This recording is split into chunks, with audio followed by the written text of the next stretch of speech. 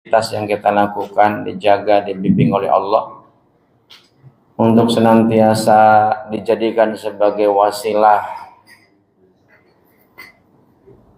dijadikan sebagai sarana untuk bisa terus dekat dengan Allah Subhanahu wa taala. Shalawat dan salam tak lupa kita haturkan, kita sanjungkan keharibaan junjunan kita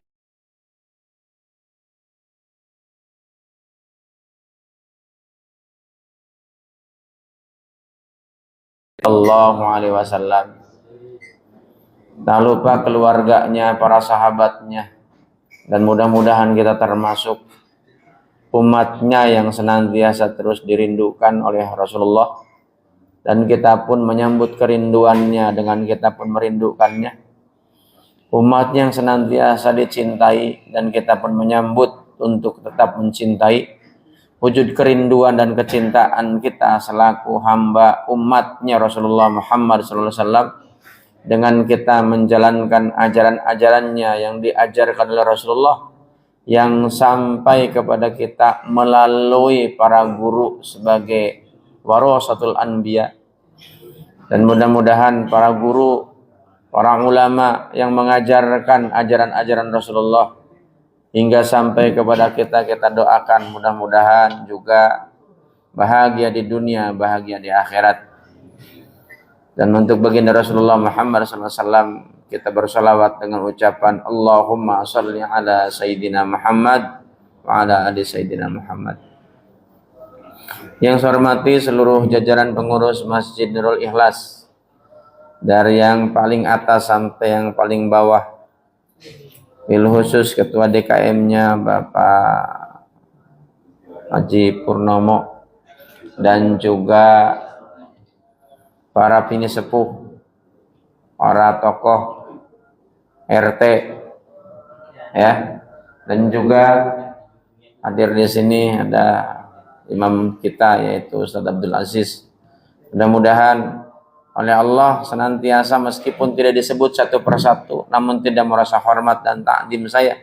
Mudah-mudahan kita semuanya oleh Allah tetap dijaga iman, Islam, ihsan secara kafah, dan juga oleh Allah dijaga fisik kita, diberikan kesehatan secara afiah, diberikan umur yang berkah dari Allah Subhanahu wa taala.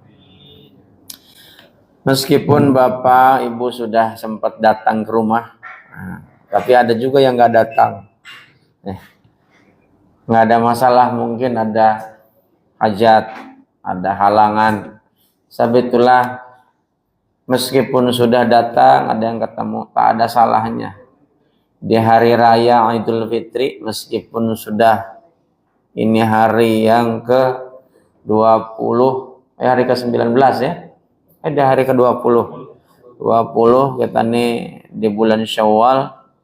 Rasulullah mengajarkan ketika kita nih bertemu dengan saudara-saudara kita yang baru saja merayakan Idul Fitri sesuai dengan hadis Rasulullah SAW, maka ucapkan taqabbalallahu minna wa minkum taqabbal ya karim.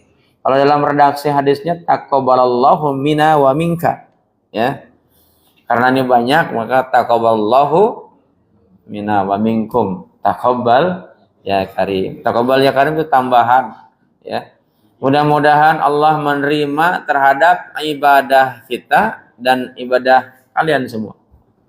Jadi jemaah yang dimuliakan Allah Subhanahu wa taala, nah, tambahan orang Indonesia dengan tambahan mohon maaf lahir dan batin.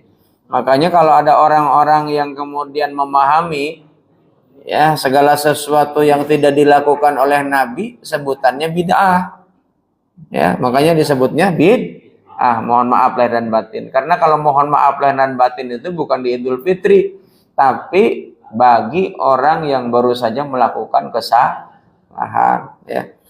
Tapi ini tradisi Indonesia, nggak ada masalah juga, wah ini baik-baik saja, gitu kan. Makanya ada orang yang membahas tentang bid'ah itu ada bid'ah sayyi'ah, ada bid'ah hasanah.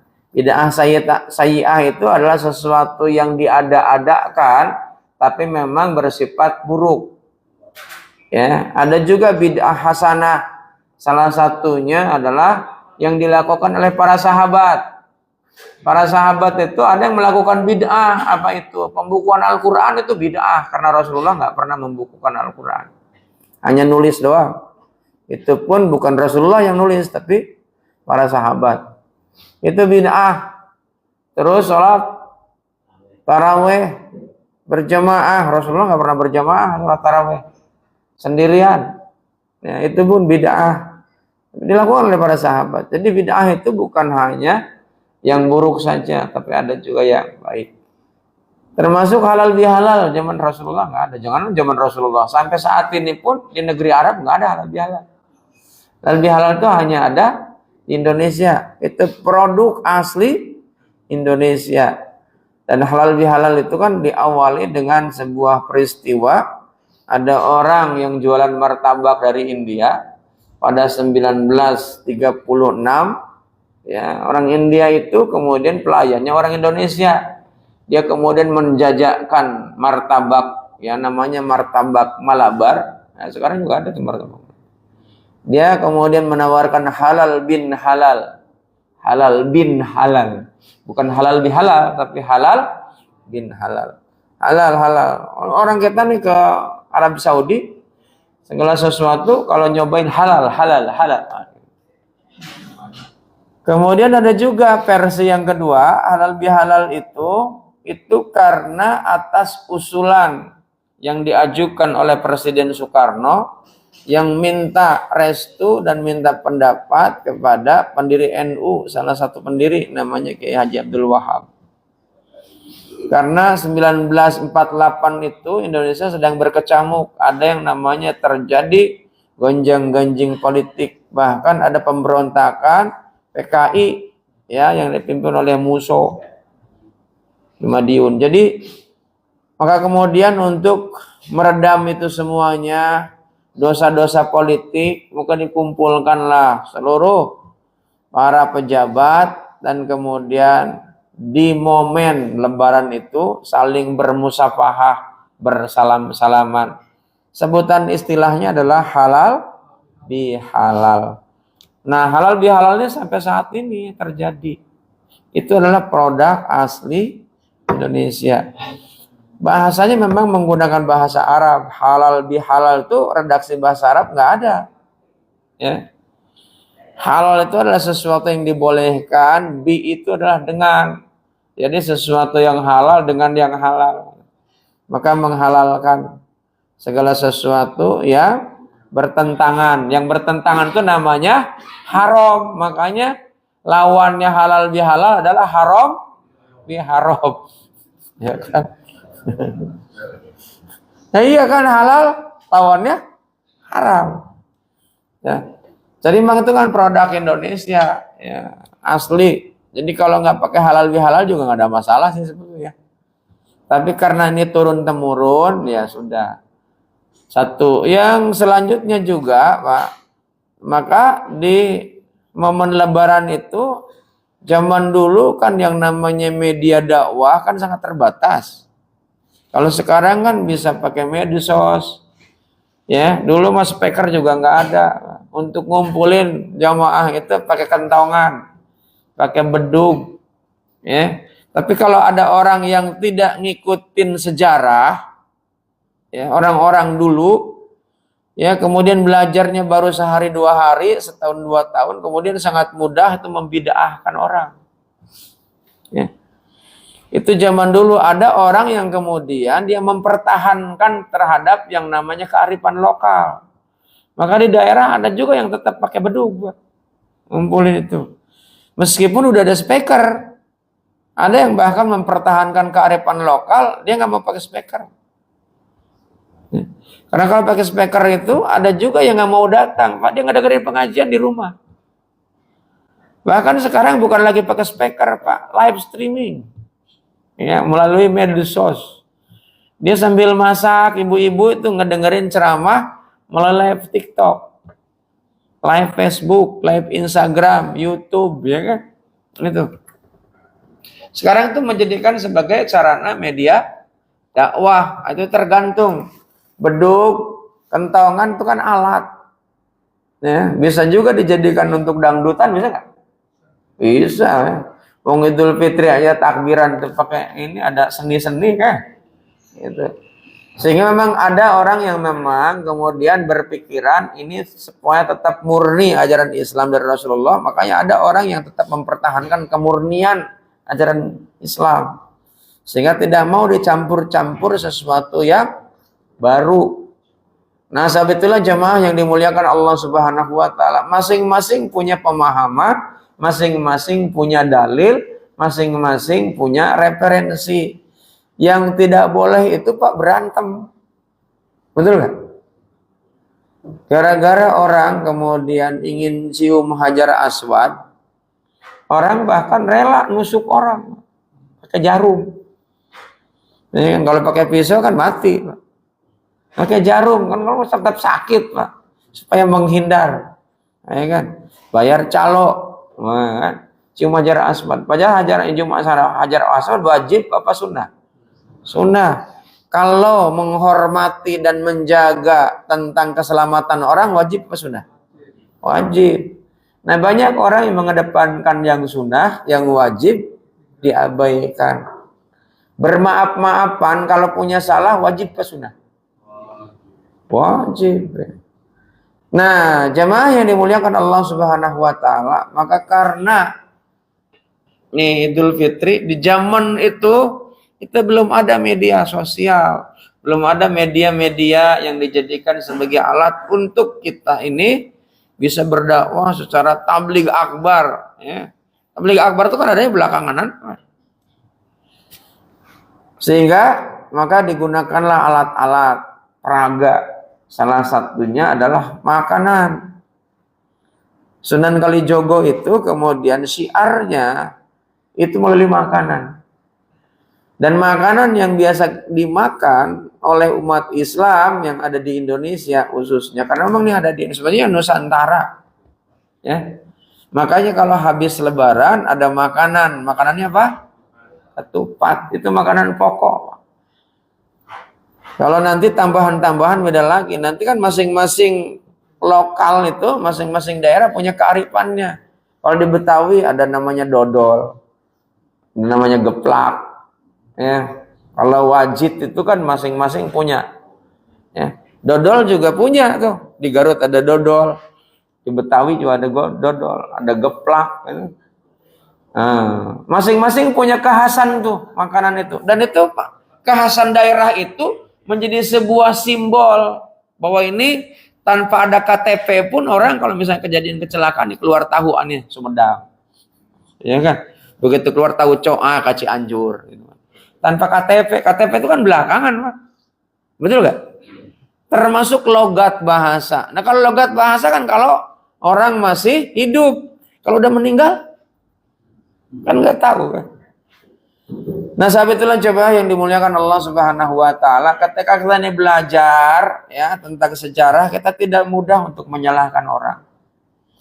Nah, sahabat itulah jamaah yang dimuliakan Allah Subhanahu wa taala, itu bukan yang ingin saya bahas pada pagi hari ini. Tapi itu hanya sebagai sebuah pembuka. Nah, yang saya ingin bahas pada pagi hari ini, setelah hari raya ini kan banyak orang yang was-was ya. Apalagi kalau THR belum dikasih sampai saat ini. Lebih was-was lagi. Apalagi ini penghematan ekonomi terjadi di mana-mana. Saya kemarin tuh ngisi halal bihalal di sebuah yayasan besar adanya di Cipondoh, Tangerang. Ya, namanya Yupentek. Yayasan Pendidikan dan Teknologi. Ya. Itu sudah berdiri dari sejak 1968. Dari TPA sampai perguruan tinggi dia ada 18 unit, jadi cukup besar juga. Ketua yayasannya adalah salah satu dirjen di Kemendes, Kementerian Desa dan Daerah Tertinggal, juga ada di Kalibata. Nah, jemaah yang dimuliakan Allah Subhanahu wa taala, tema yang ingin saya bahas adalah membangun ketenangan jiwa. Jemaah yang dimuliakan Allah Subhanahu wa taala, banyak manusia saat ini yang hidupnya tidak tenang, ya kan? Betul gak? Betul kan nih? Ya, Pertanyaannya kenapa? Ya, saya yakin di sini pun ada yang nggak tenang. Duduk geser sono, geser sini, ya kan? Tengok sana, tengok sini. Itu ciri khas orang tidak tenang tuh gitu. Orang yang tenang itu fokus. Nah lihat kalau sholat nggak tenang, Pak, pasti garuk-garuk, ya, gerak-gerak. Bukan hanya garuk-garuk, gerak-gerak. Itu cirinya orang tidak tenang. Ya, kalau misalnya dia ini apa ya, lihat jam itu juga tenang. Ini kan ngaji lama banget nih. Ada hal yang lain yang dipikirkan. Nggak fokus, Pak. Makanya kenapa salah satu syarat rukun, bukan syarat, salah satu rukun dalam sholat itu ketenangan. Bahasa Arabnya apa? Tumanina.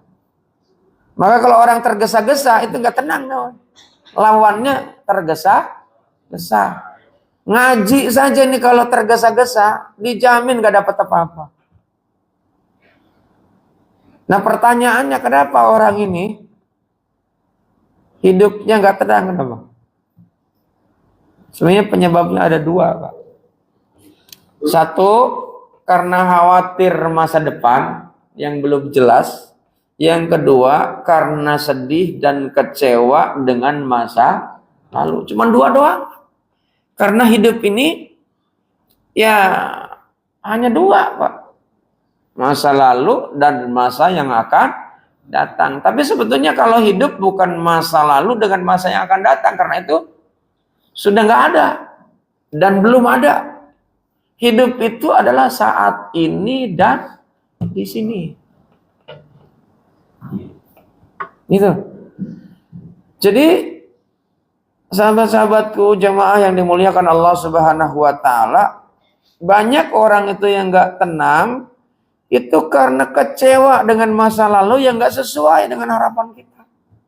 Tapi bisa balik gak tuh? Enggak bisa balik, orang udah lewat.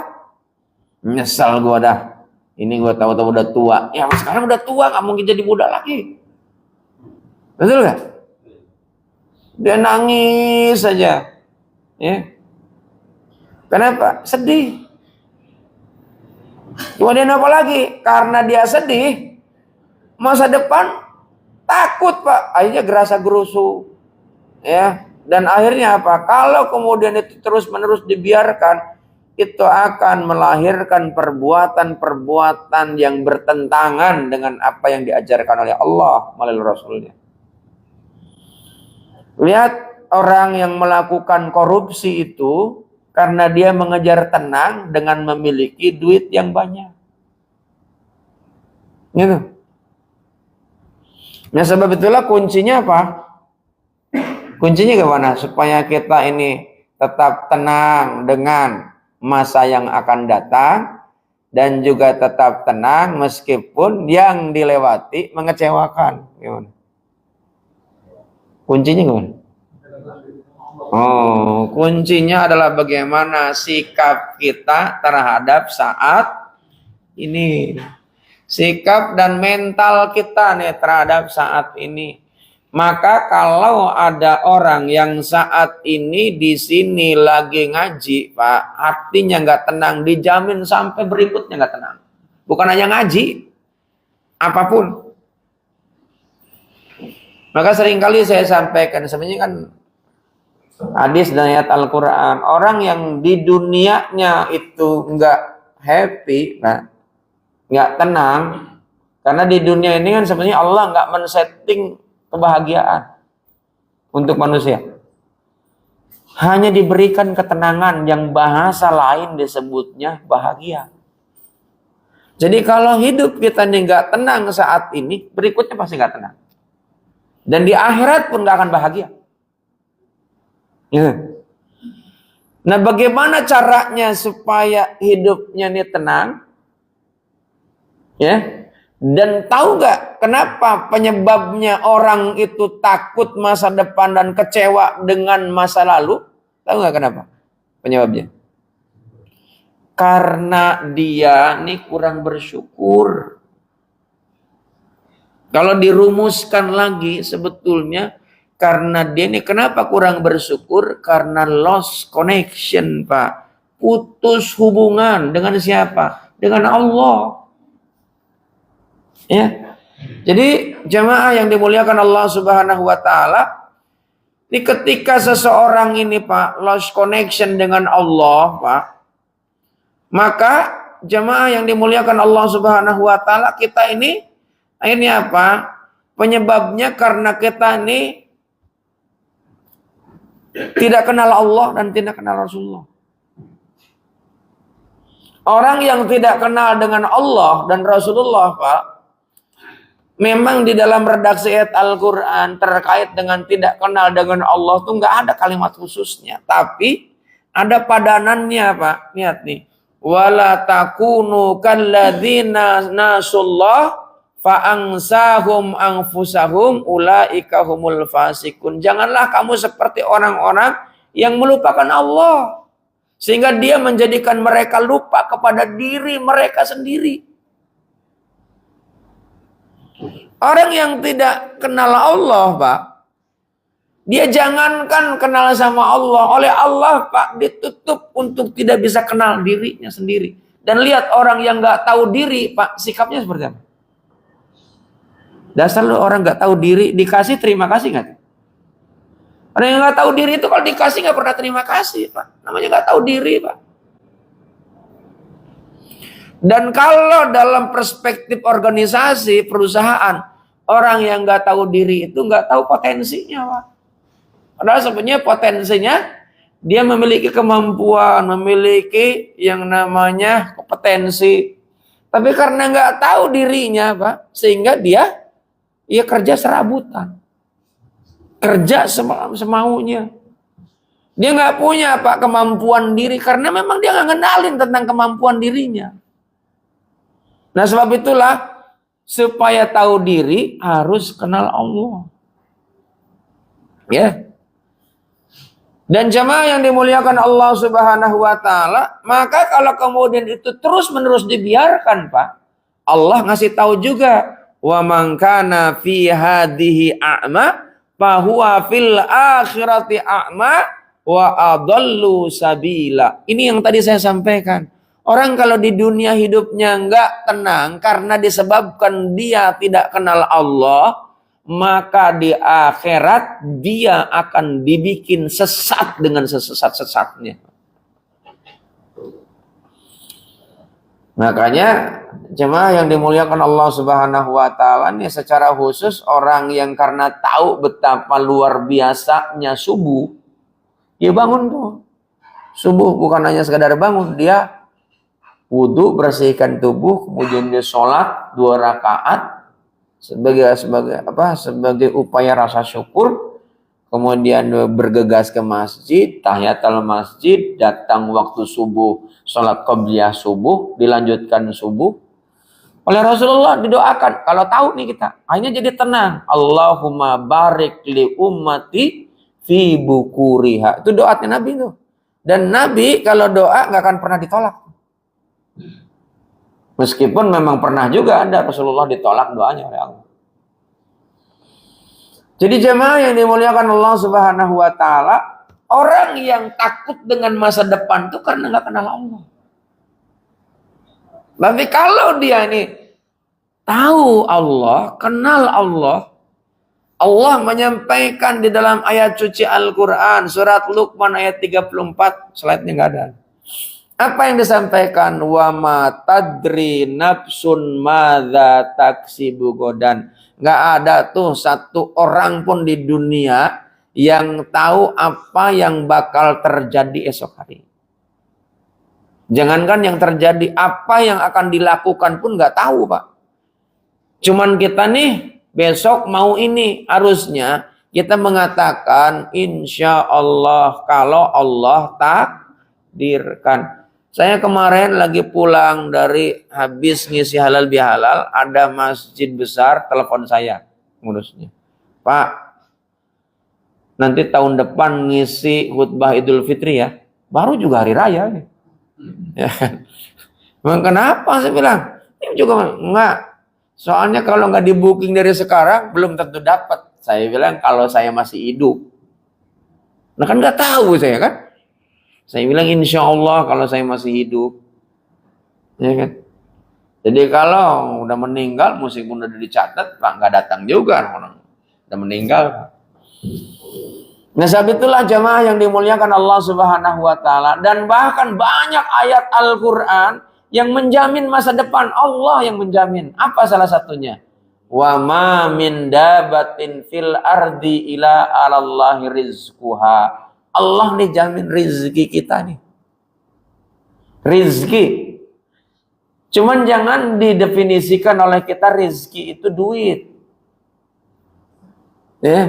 Karena kesalahan kita nih dalam mendefinisikan rizki. Banyak duit tapi ditangkap KPK. Enak kan? Enak gak? Nggak enak, Pak. Rizki itu apa? Ketenangan. Makanan di depan, Pak, tapi kita nggak tenang, kira-kira enak gak? Habis makan celingak-celinguk, makan lagi celingak. Itu ngunyahnya juga pakainya langsung ditelan, Pak. Coba, takut ketahuan Pak RT gitu. Makan ya.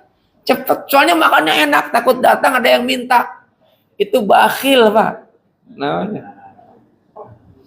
Coba.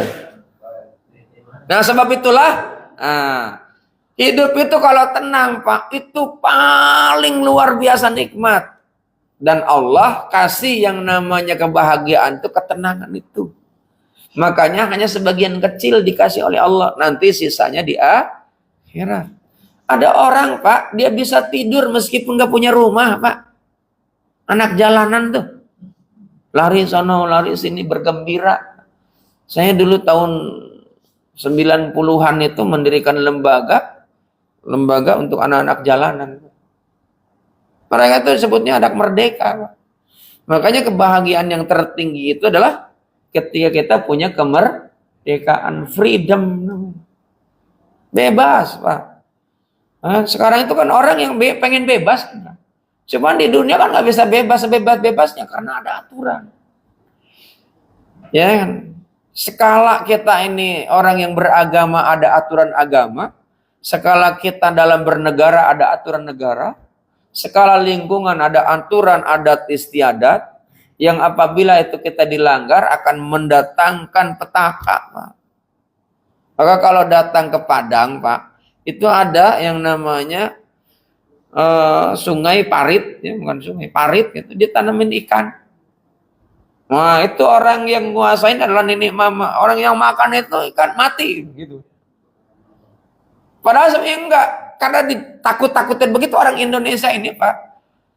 Lebih taat itu daripada ketentuan Allah. Makanya adat itu jauh lebih menguasai, Pak. Maka ada sampai semua keluar kaidah al-adatul muhakkamah. Adat itu menjadi hukum. Sebagaimana kita nih Idul Fitri, kalau nggak ada ketupat, ada rasa sesuatu yang hilang. Padahal itu kan nggak wajib kan? Tapi karena sudah adat. Kalau bahasa orang Sunda itu adat kakurungku iga. Itu bahasa Sunda.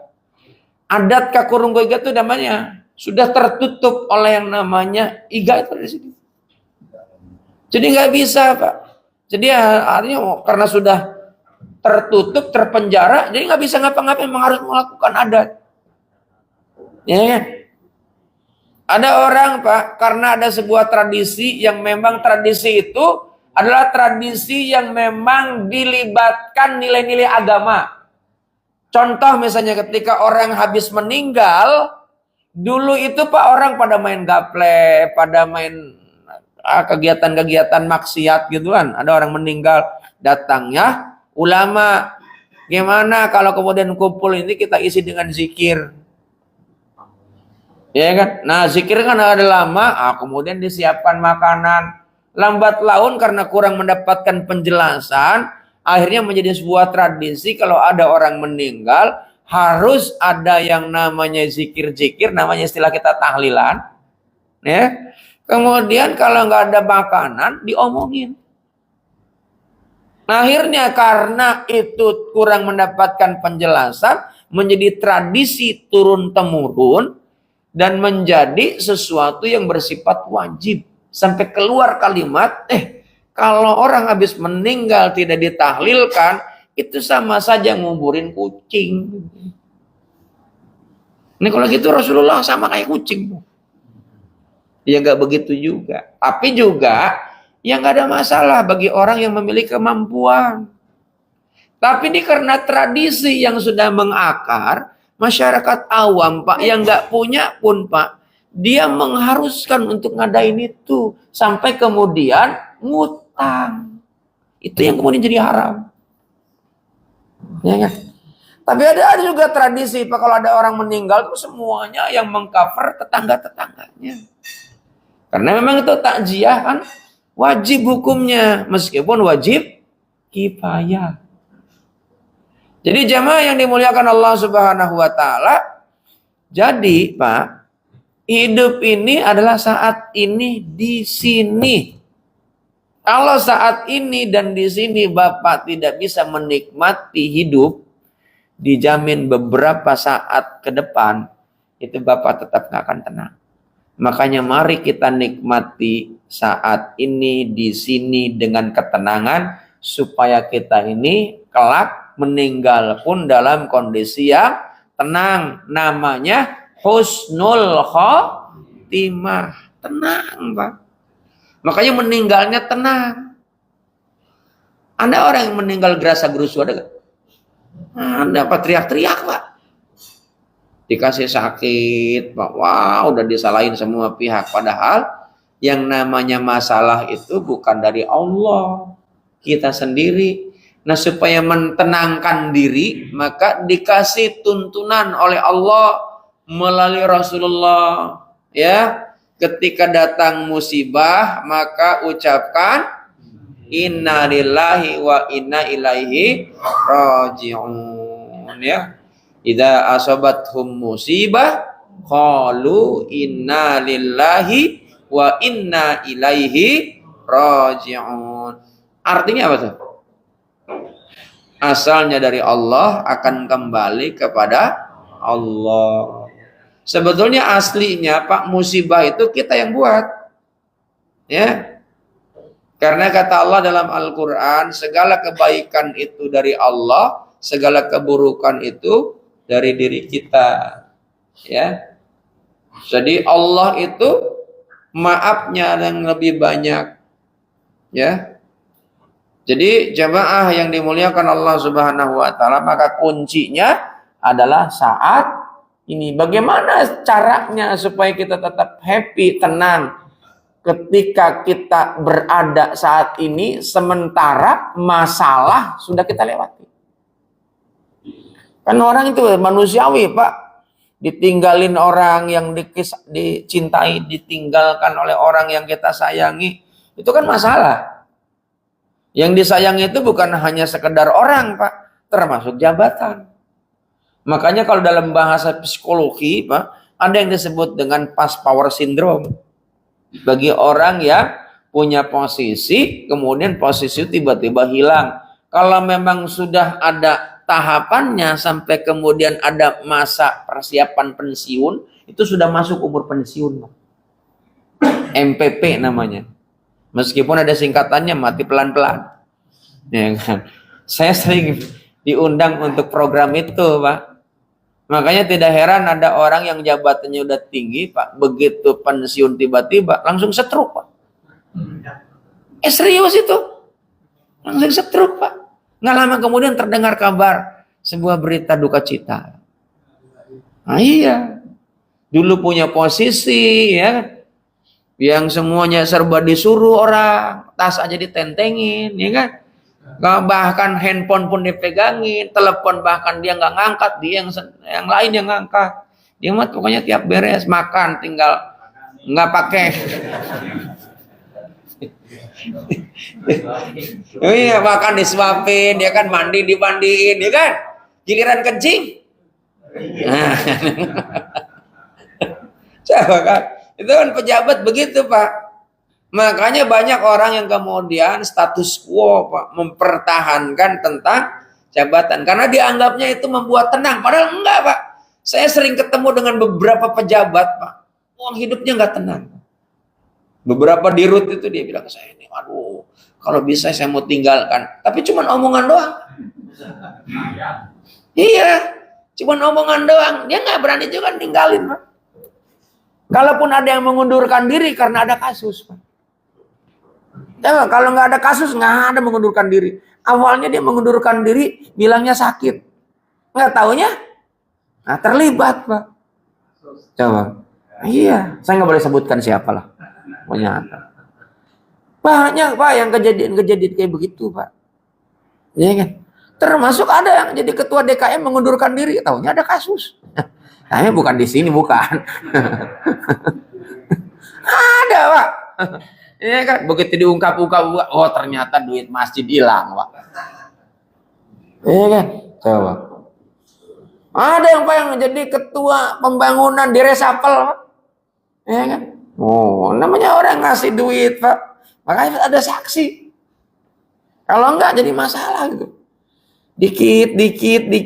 Lama-lama jadi bukit, Pak. Begitu kalau udah banyak, Pak, minjem dikit. Begitu udah lama, begitu dilihat banyak, Pak. Mau gantinya bingung. Dari mana? Hati-hati itu. Makanya ada dalil, Pak, bukan dari Rasulullah nih dalilnya, tapi dalil akurat yang ada di RCTI, siapa? Bang Napi. Kejahatan itu bukan karena niat pelakunya, tapi karena ada kesempatan. Waspadalah. Itu dalil, Pak. Dalil Bang Napi, Pak. Ya kan? Tapi memang benar, Pak. Ketika itu, Pak, nggak ada yang mengawasi, tidak ada audit, masalah. Maka banyak yang tergelincir karena kemudahan, Pak. Banyak orang yang jatuh celaka itu karena di jalan yang penuh dengan kerikil dan terjal atau jalan yang mulus dan lurus. Iya, coba. Kecelakaan kebanyakan di jalan tol, Pak, yang nggak macet, Pak. Coba kalau macet agak dikit, Pak, kecelakaannya karena jalannya pelan. Benar nggak? Dan banyak yang tergelincir itu ketika jadi pejabat, gajinya besar, fasilitasnya banyak, akhirnya apa? Bisa dimanfaatkan, Pak. Akhirnya apa? Kepleset, Pak. Ya, kepleset. Padahal istrinya cakep, cari yang nggak cakep, gitu kan? Padahal kata si perempuannya itu, sudah dikasih, Pak, istri yang bisa jaga diri. Dia cari wanita yang jual diri, gitu kan? So kan? Akhirnya, Pak, cari yang kotor bukan yang bersih.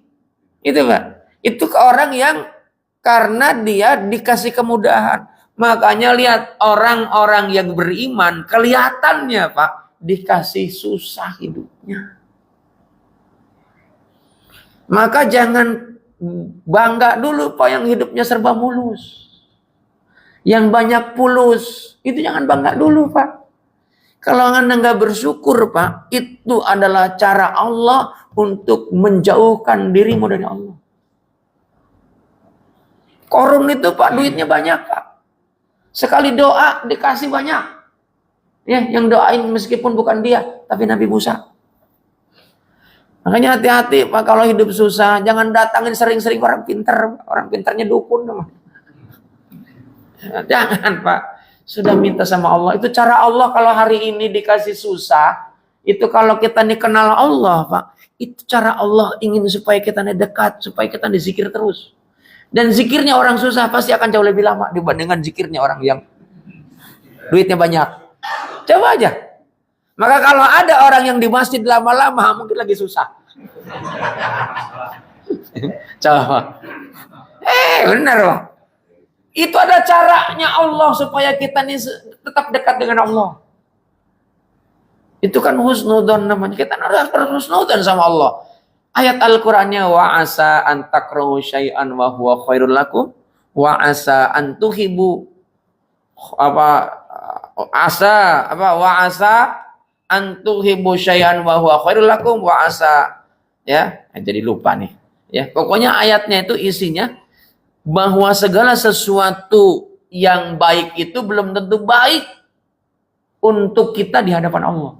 Itu surat Al-Baqarah, nanti cari itu. Ya.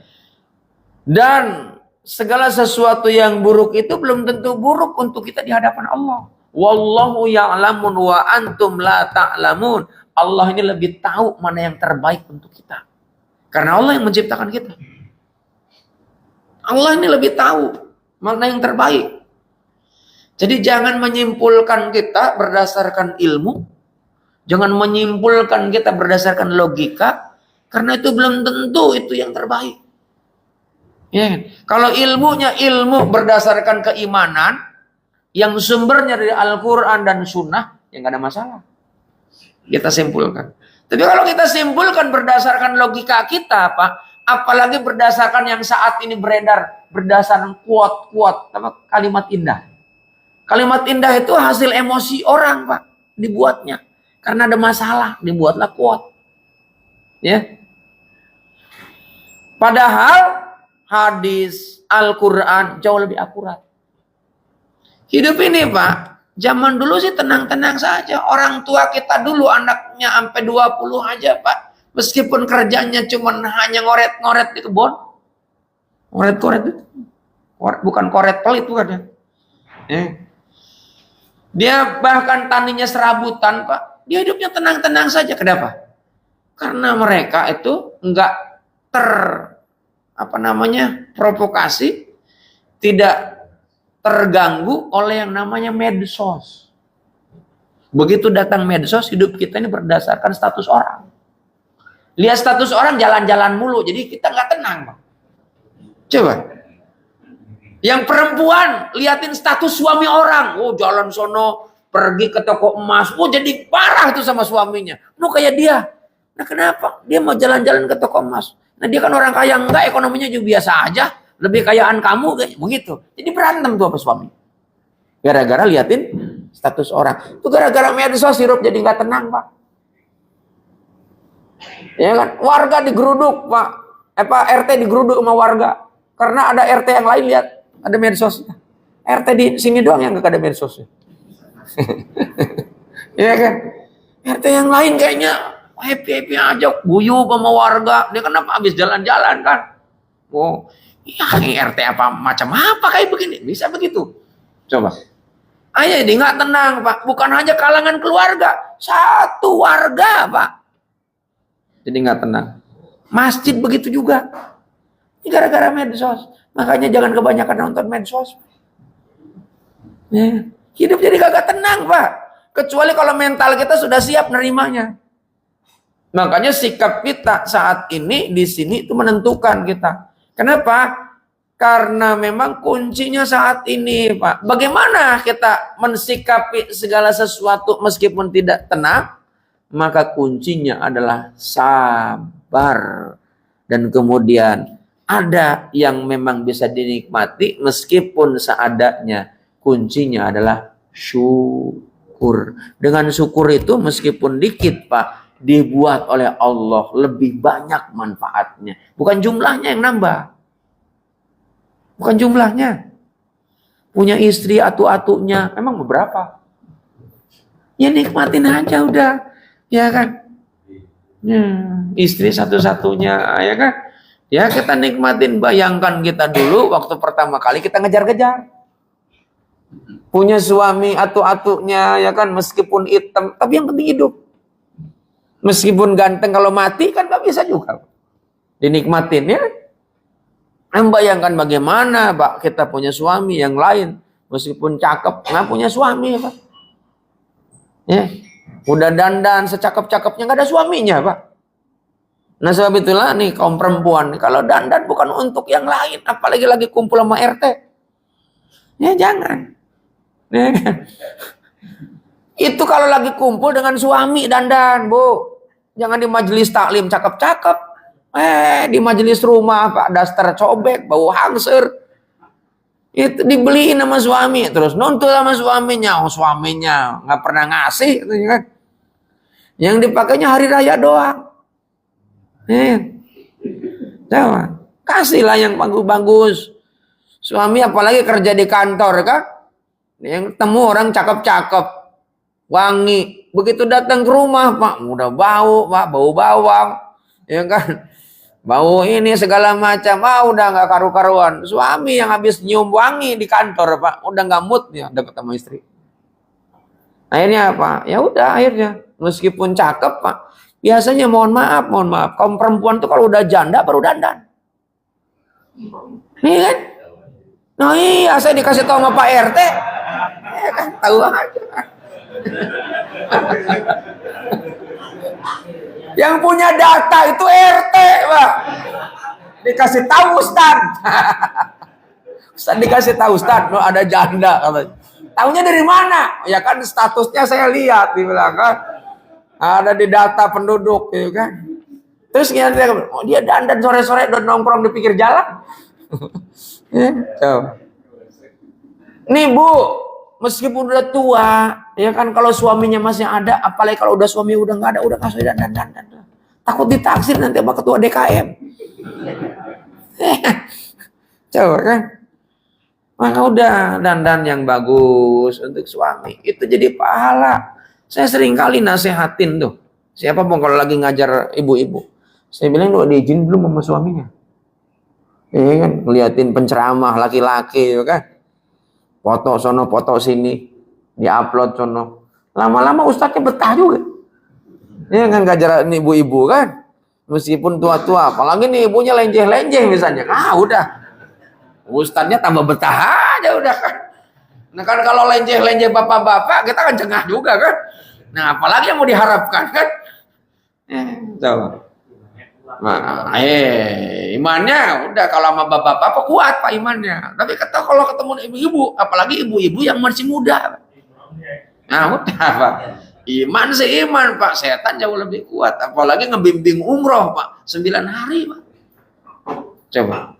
Itu makanya saya seminggu yang lalu saya sempat telepon pemilik umroh. Dia cerita tentang itu. Ada ustadznya tergelincir Pak. Deketin 9 hari nggak bareng sama istri dia bimbing Pak. Akhirnya kejadian Pak. Padahal lagi ngobrol. Setan itu di mana mesti ustadz pun Pak manusia Pak. Ya kan? Betul nggak? Nah sebab itu harus diingetin nama jamaahnya. Begitu diingetin nama jamaahnya, dalilnya keluar tuh ustadz. Lebih banyak Pak. Jamaahnya nggak punya dalil Pak. Ya udah diem aja. Padahal tuh dalil untuk mensiasati Pak. Makanya muncullah film Walid bid'ah, lihat gak di medsos Pak? Coba kan Walid nak Dewi boleh? Wah kayak kan? Coba itu bahasa Malaysia itu sindiran keras, makanya di netizen tuh dibacain dikomentarin gitu. Ini filmnya ada di Malaysia, kejadiannya ada di Indonesia. Ada banyak orang eksploitasi atas nama agama, Pak. Ya kan? Banyak orang mengatasnamakan agama, Pak, untuk meraup keuntungan secara pribadi, Pak. Orang yang namanya sedang galau, perempuan yang sedang galau, Pak, dinasehatin melalui pendekatan agama. Awalnya si perempuan dia taruh hormat karena ingin mendapatkan pencerahan. Lama-lama si ustadz ngeliatin juga nih. Ya kan, cakep juga nih perempuan nih, ya kan? Dia nasihatin udah, dieksploitasi terus Pak. Begitu dia mentalnya udah kena, Pak, dia akan nurut ke perempuan. Nah kalau ustadznya nggak jaga jarak, Pak, kalau nggak jaga diri, kalau nggak ada pendamping, makanya saya kemana-mana saya bawa damping nih, Doni, dikirim sama istri saya. Maka istri saya nanya sama Doni ini. Mana aja nih bapak nih? Saya kemana-mana dia ngikut nih, mana aja ngikut. Dia hotel nginep sekamar, dia kagak bisa tidur, saya sih nyenyak, Pak. Ya kan? Jadi jemaah yang dimuliakan Allah Subhanahu Wa Taala, memang tuh setan itu godain kita nih, bukan hanya kepada orang biasa, orang yang dianggap alim pun, Pak, itu suatu biasa. Kan makanya ada kejadian kiai yang memperkosa 14 santrinya kan. Itu sangat mungkin. Makanya saya bilang tuh pesantren itu harus dipisah perempuan sama laki itu. Harus dipisah dan nggak boleh tuh ustadz masuk ke wilayah santri wanita. Mungkin santrinya taat awalnya kan. Tapi lambat laun tuh si kiainya Pak. Bayangkan itu ada kiai ya memperkosa itu, dia memang didoktrin dulu itu Pak. Dan bahkan hubungan badannya mau sholat Jumat. habis tahlilan, habis zikir. Itu kan yang saya baca di media, ya meskipun saya nggak tahu tuh kebenarannya. Tapi kan nggak mungkin itu kan. Kalau ditangkap itu kalau nggak ada bukti-bukti. Itu sangat mungkin Pak. Ya kan? Jadi jemaah yang dimuliakan Allah Subhanahu wa taala, itu kan penyebabnya karena dia takut masa depan dan juga kecewa dengan masa lalu. Kecewa itu termasuk kepada istrinya, pada suaminya. Akhirnya apa? Si perempuan nyari yang lain. Padahal punya suami. Kecewa dengan apa yang didapatkan. Makanya strateginya apa? Dengan yang sudah lalu, kalau yang menyenangkan kita bersyukur, kalau yang tidak menyenangkan maka dengan cara bersabar. Masa depan, bagaimana caranya? Masa depan nggak ada yang tahu. Makanya Pak, idza azamta fatawakkal 'ala Allah. Ketika kita nih punya cita-cita, cita-cita kan berarti belum terjadi kan? Maka strateginya gimana? Strateginya kita ini bertawakal kepada Allah Subhanahu wa taala. Meskipun kita nih punya kemampuan, secara logika, oh saya kan sanggup ini, itu sombong namanya. Ya kan? Wah nih saya ini kecil ini sih, sombong namanya. Orang sombong itu nggak disukai oleh Allah. Ya. Nah sabitullah, nah ini strateginya. Allah ngasih kita tuntunan. Ya. Kita nih kalau mau pakai tentang hal yang masa lalu untuk mempersiapkan diri menghadapi esok. Kita ini kan seringkali dalam hidup ini untuk apa? Masa depan. Tahu nggak masa depan itu apa? Masa depan itu apa? Nggak ada yang tahu kan masa depan itu. Yang tahu masa depan itu hanya Allah. Makanya ayat Al-Quran, ya ayyuhalladzina amanu taqullah wal tangdur nafsum ma qadamat lighad. Memperhatikan sesuatu yang sudah terjadi di masa lalu untuk mempersiapkan hari esok, masa depan. Ya, bisa masa depan di dunia, bisa masa depan di akhirat yang sebelumnya alam barzah, alam kubur. Makanya tadi man kana fi hadhil a'ma fil akhirati a'ma wa adallu sabila. Di dunia ini kita nih buta, di akhirat jauh dibutakan oleh Allah. Gitu. Nah, supaya ini bisa terjadi bagaimana? Reconnection to Allah. Sambung kembali dengan Allah. Kita pernah putus nih, diganggu oleh godaan setan sehingga terputus dengan Allah.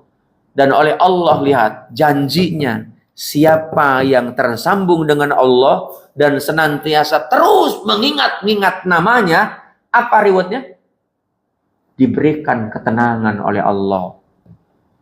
Alladzina amanu wa tatma'inu qulubuhum bidzikrillah. Wa tatma'inu itu adalah dikasih kedamaian, ketenangan. Tumaknina, bahasa lain sakinah. Maka Allah keturunkan itu risalah nikah. Nikah itu apa? Wa min ayatihi an khalaqalakum min anfusikum azwazan. Nikah untuk apa? Litas kunu ilaiha, supaya kalian itu mendapatkan ketenangan. Jadi kalau nikah nggak tenang, itu masalah.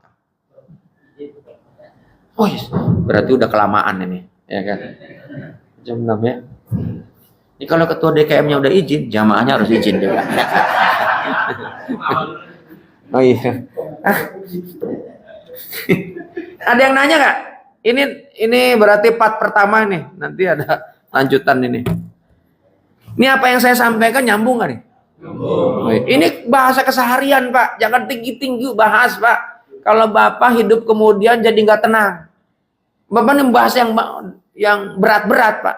Hidup malah jadi galau. Maksudnya apa nih? Maksudnya apa? Saya bahas yang ringan-ringan aja dah. Yang dalam keseharian. Supaya kita nih tenang. Sholat tenang Pak. Ngaji tenang. Pantesan nggak tenang tadi kan. Bentar, ternyata ada acara. Ya kan? Ketua DKM acara. Nggak tenang. Jangan kelamaan. Ada yang mau nanya nggak? Kalau nggak, oh silakan. Makasih Prof. Kalau di dalam pemerintahan itu kan sering terjadi kalau mereka menjelang pensiun, itu kan tadi yang Prof sampaikan sindrom stres, stroke, stop. Oh, iya. Jadi 4S. 4S. Itu terkenal itu. Nah, kan tadi Prof sampaikan bahwa kita harus nyambung kepada Allah. Nah, itu banyak yang tidak nyambung gitu loh, Prof. Itu mungkin nanti kalau suatu saat Prof itu sampaikan bagaimana mengatasi itu. Itu banyak. Begitu pensiun stop. Pensiun stop. Rata-rata gitu. Makanya alhamdulillah seperti saya namun di Prof. Begitu pensiun saya bisa Ke masjid ya. Ya, itu yang perlu disampaikan di dalam forum. Terima kasih. Dan salah satu apa yang sudah dilakukan oleh Pak Haji Zainal itu sudah betul Pak. Meskipun ada orang yang ngomongin, giliran udah pensiun baru ke masjid, nggak apa-apa. Dulu kan kita nggak tahu Pak bahwa orang ketika kerja mereka di masjid di kantor. Cuman karena tetangga kan nggak ngelihat, ya kan? Kita ini kan jangan hidup berdasarkan penilaian orang. Kalau kita hidup berdasarkan penilaian orang, Pak, hidup nggak akan tenang, Pak, sampai kapanpun. Serius. Hidup itu berdasarkan prinsip kita. Dan prinsip itu berdasarkan ilmu yang kita pelajari. Dan ilmu yang benar adalah ilmu yang mendekatkan diri kepada Allah. Gitu. Kalau berdasarkan hanya sekedar ilmu, mau banyak, Pak. Tapi ilmunya harusnya dijadikan ilmu yang bisa mendekatkan diri kepada Allah. Maka hidup kalau berdasarkan, Pak, hasil opini orang, Pak, bahaya. Pak harusnya begini, kita ngikutin. Pak harusnya begitu, kita ngikutin. Hidup nggak akan happy, Pak, karena nggak punya pendirian. Mau orang mau ngomong apapun, Pak, bahasa kasarnya, anjing menggonggong kapilah berlalu. Biarin aja, Pak. Ya kan, orang mau katain apa kan? Ya, bodoh amat gitu. Kasarnya begitu. Cuman kan kemudian gini, hidup kita memang bermasyarakat. Ya. Jangan juga kita punya ego sendiri, Pak. Nah, sebab itulah, kalau masyarakatnya mengantarkan kita dekat dengan Allah, nggak ada masalah kita bermasyarakat. Tapi kalau kita bermasyarakat, Pak, ternyata membuat kita jauh dengan Allah, masyarakatnya jahiliyah semua, ya kita menghindar. Rasulullah tuh, Pak, nggak mau bermasyarakat kalau masyarakatnya memang mendekatkan kemaksiatan, Pak. Makanya kenapa? Mental, Pak, dari Mekah. Allah yang mementalkannya. Tapi nanti suatu saat, Pak, itu Mekah dibikin sesuai dengan apa yang maunya Allah berdasarkan Rasulullah. Gitu. Jadi kalau adat istiadatnya di sini kacau balau, Pak. Makanya kan ada kalimat kalau di khutbah Jumat, ittaqillah haitsu ma kunta wa'at bi sayyatil hasanah tamhuha wa khaliqin nasa bihulukin. Itu hadis. Sahih. Bertakwalah kalian di mana saja berada dan bergaul engkau dengan siapa saja, ya. Yang memang kita bergaul dengan siapa saja itu membawa keburukan kepada kebaikan. Bukan kita menjadi buruk. Gitu. Jadi memang betul salah satu reconnection-nya adalah dengan kita mendekatkan diri kepada Allah. Salah satunya apa? Salat, ta'lim. Nanti akan kita bahas secara spesifik. Ya, kira-kira begitu Pak, sudah betul yang dilakukan oleh Pak Haji. Ada lagi yang lain? Kalau nggak ada, ini ada dari online nih, cukup banyak nih pertanyaan. Bagaimana hukumnya belajar menuntut ilmu agama di media sosial? Hukumnya boleh. Selama media sosialnya kan media sosial tergantung siapa yang isi. Hari ini saya live melalui TikTok. Ya kan, ini kan media. Namanya media sosial. Supaya yang tidak hadir bisa ikut. Bang Haji Dodi ini suka ngikutin nih. Meskipun dia sedang dirawat di rumah sakit, kemarin saya nengok, saya suka ngikutin live-nya Prof. Dia bilang, alhamdulillah. Ya kan? Bisa ngikutin, Pak. Mungkin datang ke masjid sakit, nah dari rumah. Cuman linknya aja yang penting disampaikan dan tahu. Yang penting memfollow. Ada, saya punya sahabat, jamaah, lagi di Mekah, dia ikutin. Saya punya sahabat, Pak Kiai Haji Hidayat Nur Wahid, sekarang lagi ada di Den Haag, memperjuangkan untuk nangkap Netanyahu, kejahatan perang. Sedang berada di ICC. ICC itu kan lembaga pengadilan internasional terhadap kejahatan perang. Itu ada di Den Haag saat ini. Bedanya 9 jam. Saya telepon itu sore, pagi, di sana jam 1 beda hari. Dia tetap angkat. Kita doakan mereka lagi sedang berjihad. Pak Hidayat Nur Wahid dengan fraksi PKS, MPR dan DPR datang ke sana ya atas nama pemerintah Indonesia. Mudah-mudahan mereka itu oleh Allah dilancarkan, dimudahkan untuk berjihadnya menjadikan Palestina merdeka, dan kita yang ada di sini pun ikut berjihad. Al-Fatihah. A'udzubillahi minasyaitonirrajim. Bismillahirrahmanirrahim. Alhamdulillahirabbil alamin. Arrahmanirrahim. Maliki yaumiddin. Iyyaka na'budu wa iyyaka nasta'in. Shiratal mustaqim. Shiratal ladzina an'amta 'alaihim ghairil maghdubi 'alaihim waladdallin. Jadi kalau ditanya tentang hukumnya belajar menuntut ilmu agama di media sosial, boleh saja. Sekarang itu banyak memanfaatkan tuh ustadz-ustadz ya, kiai-kiai menggunakan medsos. Kenapa? Jangkauannya jadi luas. Kalau hanya sekadar ini yang live yang offline kan cuma hanya berapa orang, Pak. Tapi kalau online bisa ribuan, Pak. Kadang bisa sampai 5.000 saya ngelihat itu. Itu kan jauh lebih banyak. Jangkauannya kalau 5.000 di sini kagak muat, Pak. Meskipun udah dilebarin masjidnya. Tapi kalau pakai medsos bisa lintas. Tapi tergantung nih yang lihatnya nih, ada yang memang serius apa enggak. Jadi kalau ngikutin medsos jangan sepotong-sepotong. Kalau sepotong-sepotong nanti ada yang nggak nyambung. Ikutin sampai tuntas. Karena memang ketika di medsos itu kan memang gini, godaannya itu muncul iklan. Begitu muncul iklan, iklan yang menarik. Akhirnya apa? Bukan pengajian yang dilihat, Pak. Iklannya yang menarik itu yang terus dilihat. Akhirnya apa? Pesan online, Pak. Akhirnya yang indah itu bukan baca ayat Al-Quran yang didengarkan, Pak. Paket, itu yang paling indah. Ya kan? Pertanyaan yang kedua, Ustaz, sekarang lagi viral film bid'ah. Ya, bid'ah, bukan bid'ah. Ya, bid'ah, Walid. Apa tanggapan Ustaz? Ini tanggapan saya tentang sindiran, nasihat. Karena kan saya bilang gini, dakwah itu bisa melalui beberapa aspek. Bisa melalui bil hal, bisa melalui bil lisan, bisa melalui bil tulisan. Ya, ulama-ulama dulu itu nggak pernah ngadain tabligh akbar, tapi tulisannya banyak yang ditinggalkan, kitab-kitab yang kemudian sekarang menjadi rujukan bagi orang belajar.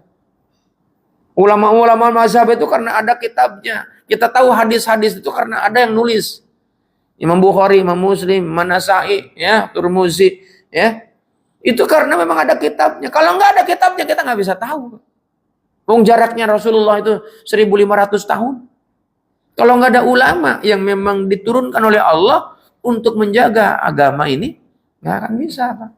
Makanya tradisi ini turun-temurun. Maka ada istilah sanad. Sanad itu adalah turun-temurun yang memang nyambung. Cuman kadang ada yang sanad memang dipaksakan, Pak. Akhirnya saya bilang keturunan Nabi. Ya, saya duriyahnya Nabi. Padahal nggak tahu benar apa enggak. Nah, itu kan harus dikaji, Pak. Sehingga ada orang yang kemudian, meskipun saya berbuat dosa, berbuat maksiat, itu lebih bagus dibandingkan ulama yang paling soleh. Sekali, itu kesesat itu, Pak. Dia mengaku keturunan Nabi, mana ada Nabi ngajarin begitu. Saya bilang sesat, saya bilang kalau ada yang nggak setuju, boleh bawa dalilnya. Sesat, Pak. Meskipun dia mengaku keturunan Nabi. Ya. Nah, ini pentingnya kita kritis, pentingnya kita nih ilmu. Bukan karena dia lihat wajahnya keturunan Arab. Gitu.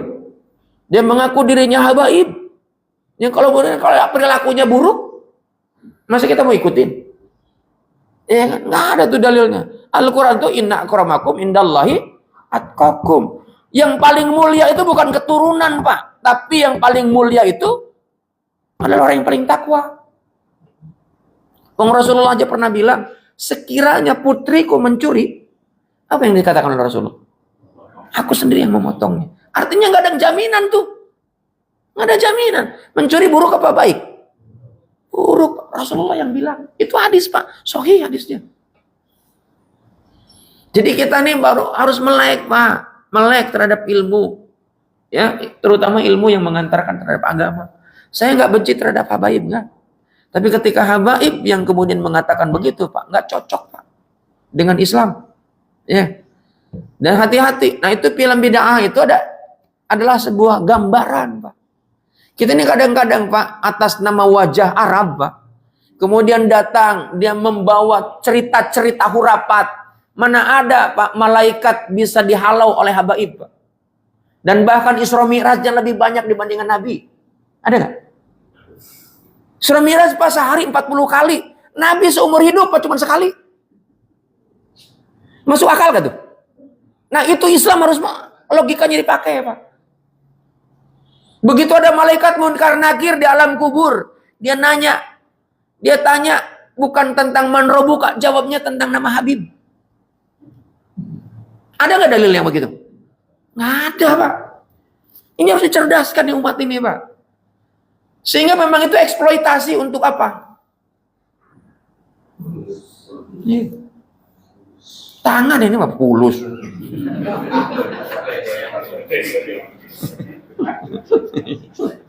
Iya kan? Orang atas nama agama Pak itu sangat mudah Pak mengeksploitasi. Coba Pak. Ikatan emosi itu luar biasa Pak. Marketing by emosi itu powerful Pak. Bapak, saya dulu waktu menjadi pembina Bank Muamalat Pak. Itu Bank Muamalat itu dijual kan surga neraka Pak. Saya bilang nggak begitu Pak. Ekonomi itu yang benar. Ekonomi itu Pak, itu harus diterima di pasar rasional. Orang yang bukan Islam pun harusnya menerima manfaatnya konsep syariah. Ya kan? Kalau konsep itu nggak bisa diterima oleh manusia pada umumnya, berarti nggak benar tuh konsep itu dari Allah. Islam itu Pak diturunkan bukan hanya untuk orang agama Islam Pak aslinya. Al-Quran itu diturunkan untuk manusia. Hudan linnas wa bayyinatil huda wal furqan. Itu ayat Al-Quran tuh, bukan ayat saya. Rasulullah itu Pak bukan untuk orang Islam, tapi rahmatan lil alamin. Itu ayat Al-Quran. Wa ma arsalnaka ila rahmatan lil alamin. Ya. Jadi yang ngikutin Rasulullah, yang ngikutin Al-Quran itu yang beragama Islam selamat. Gitu. Sehingga ada orang Pak, yang di film Walid itu, memang saya sepintas ngeliat tuh kan saya ada ngirimin Pak. Itu dieksploitasi Pak untuk kepentingan hasrat seksual. Makanya nikah batin mengatasnamakan Nabi. Saya ini sudah diperintahkan oleh Nabi untuk menyelamatkan kamu, hai perempuan. Maka kamu harus nikah dengan saya. Udah eksploitasi Pak itu. Ya. Saya kalau mau, saya banyak kayak begitu Pak. Neng deketin gitu kan, ngasih ini, ngasih. Oh Pak. Wah itu Pak, luar biasa Pak. Cakep-cakep. Saya kan suka ngajar Pak. Ngajar di kantor-kantor yang bening-bening Pak. Coba bayangkan kan. Maka Doni yang pusing Pak. Doni makanya kenapa? Dia saking stresnya makan aja yang banyak. Makan aja begitu. Walaupun nggak berani. Iya, walaupun berani gitu kan. Coba kan. Itu kalau kemudian kita pemahaman agamanya Pak minim Pak. Ya orang mengeksploitasi itu Pak. Ya kan? Kemudian yang ketiga, Ustadz, kenapa ya kalau kita ingin berbuat baik ada aja halangannya? Terutama pikiran dan batin kita. Bingung kalau kita mau berbuat baik, ada aja nggak yang suka. Bagaimana tipsnya? Kan tadi saya bilang, hidup ini jangan berdasarkan opini orang. Kalau memang itu baik berdasarkan tuntunan syariat, lakukan saja. Makanya kan ada kalimat kulil haqqo walau kana muron. Sampaikan meskipun itu pahit, ya lakukan. Tentu kita ini kan hidup bermasyarakat, ya. Makanya ada dakwah yang tidak menyakitkan orang, supaya orang memang ada yang ikut. Tapi ada dakwah Pak nggak peduli, pokoknya sikat aja. Ya udah ini ya Pak, hanya kelompoknya saja yang banyak, tapi nggak diterima sama orang lain. Lihat Wali Songo itu Pak datang ke Indonesia, meskipun Wali Songo itu ada juga yang dianggap sebagai sesuatu yang mengada-ada. Wali Songo itu datang ke Indonesia, dan kalau misalnya katakanlah nggak setuju dengan Wali Songo, umat Islam yang menyebarkan Islam datang ke Indonesia, kenapa begitu banyak yang mengikuti? Karena Islam datang dengan damai, bukan dengan cara penjajahan. Kalau mohon maaf saya bukan menyinggung, ini sejarah yang dibuka Pak. Datangnya agama lain ke sini itu melalui penjajahan Pak. Dengan 3G-nya. Ya. God, gospel, glory. Jadi bawa misi Pak. Misi kekayaan, misi bisnis, misi juga agama. Makanya lihat ya, perang salib ya. Itu kan dimenangkan oleh Salahuddin Al-Ayyubi. Sebelumnya Pak, ketika umat Islam dibantai setelah 900 tahun dikuasai, Pak, yang namanya Spanyol, dulu itu kan Islam, Pak, Andalusia. Dihabisin, Pak, oleh orang-orang yang namanya oleh Ratu Isabel dan Frederick itu. Itu bahkan Anda mau masuk Kristen atau kamu keluar dari negeri ini. Ada yang diam-diam, Pak, dibunuh, Pak. Apa itu bukan pemaksaan? Dalam Islam nggak ada la ikraha fiddin. Anda membuat agama apapun silakan. Di Indonesia, Pak, pendirinya negeri ini kalau mau baca sejarah, Pak, ini pendirinya para ulama. Indonesia ini saham terbesarnya ulama dengan resolusi jihad. Apakah kemudian agama lain boleh hidup di sini? Boleh, Pak. Maka kemudian dibuatlah Pancasila. Pancasila itu, Pak, itu merangkum semua agama. Mari kita saling jaga. Ya kan? Saling jagalah. Cuman jangan sampai misalnya mayoritas Islam ngediriin gereja, misalnya kayak gitu. Itu kan bukannya intoleran. Kan ada undang-undangnya. Kalau nggak ada undang-undangnya, Pak, nah begitu digeruduk, Pak, lapor, dibilang di Indonesia orang yang intoleran. Nggak begitu pemahamannya. Ya kan? Cukup ya? Cukup, Pak. Saya kelihatan udah gelisah, nggak tenang. Lagi membahas tentang ketenangan, Pak. Nah, tenang, kan masalah ini kan. Kenapa kelamaan, Pak? Meskipun itu Pak membahas tentang ketenangan, teori itu, Pak. Ya kan, prakteknya membuat Bapak nggak tenang, Pak. Ceramah kakak kelar-kelar, mau keluar duluan, takut dibacain. Ya kan? Ya kan? Akhirnya apa, gelisah nggak karuan, ya kan? Nah, cukup, Pak, ya.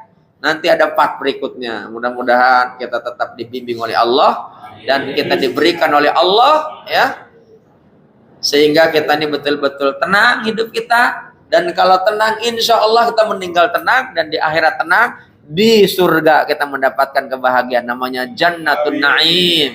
Al-Fatihah. Bismillahirrahmanirrahim.